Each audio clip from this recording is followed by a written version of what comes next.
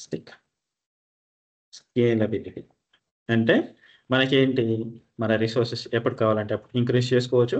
అవసరం లేనప్పుడు అంటే బిజినెస్ ఆ టైంలో లేనప్పుడు డిక్రీజ్ చేసుకోవచ్చు. ఎగ్జాంపుల్ నిన్న చెప్పాను కదా!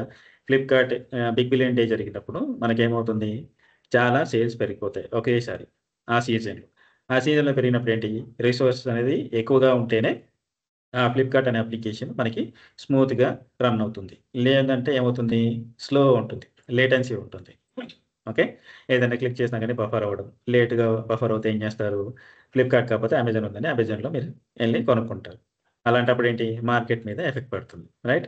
అలాంటి ఇష్యూస్ రాకుండా క్లియర్. అలాంటి ఇష్యూస్ కాకుండా మనకేంటి? రిసోర్సెస్ అనేది పెంచుకొని అప్లికేషన్ పెర్ఫార్మన్స్ ఇంక్రీజ్ చేసుకోవచ్చు. ఓకే. అవసరం ఉన్నప్పుడు ఇంక్రీజ్ చేసుకోవచ్చు. బిజినెస్ లేనప్పుడు తగ్గించుకోవచ్చు. That is called elastic scalability. Elastic scalability అంటే మనకేంటి? మన